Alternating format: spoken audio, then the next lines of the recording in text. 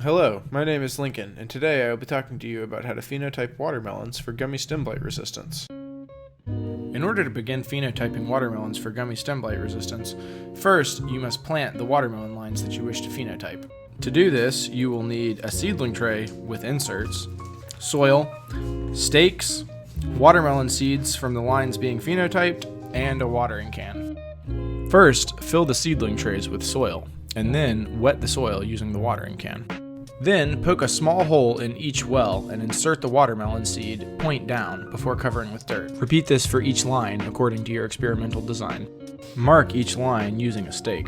Once the seeds are sown, they should be allowed to grow for 2 weeks until they reach the second true leaf stage. Plates for inoculum production should be inoculated the same day you plant your seeds.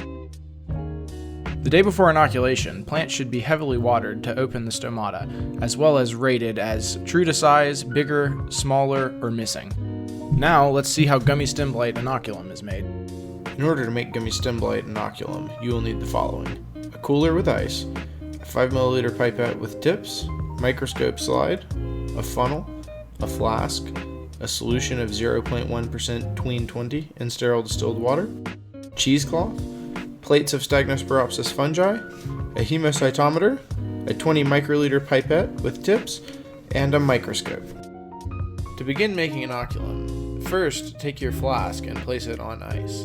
Next, take your funnel and place it into the flask. Then, take cheesecloth and place it into the funnel.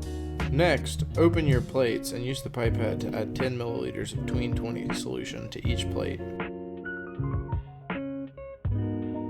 The tween helps to keep the conidia, which are slightly hydrophobic, evenly dispersed throughout the water.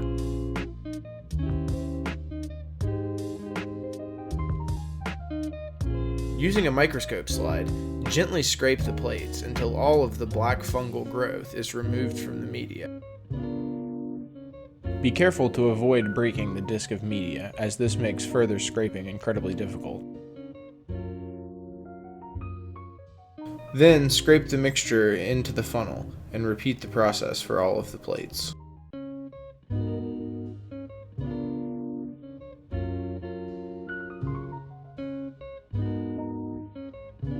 Squeeze the cheesecloth out at the end to ensure that all inoculum goes into the flask.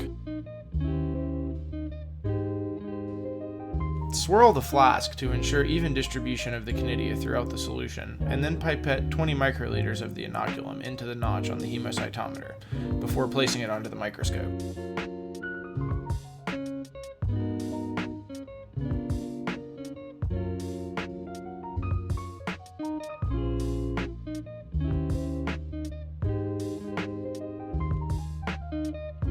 A hemocytometer is a specialized microscope slide which contains a grid that has a known volume of water between it and the cover slip. By counting the number of oblong two-celled conidia under a number of these squares, we can calculate the spore concentration of the inoculum in conidia per milliliter.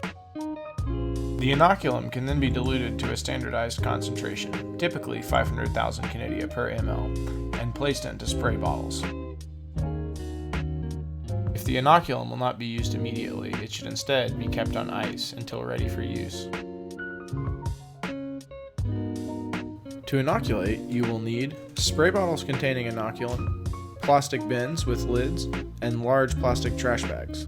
To inoculate watermelon plants, first take your seedling trays and place them into clear plastic bins. Next, add about 5 centimeters of standing water in the bottom of the tub. Next, spray each tray with a specified amount of inoculum. Typically, we use 30 ml per tray.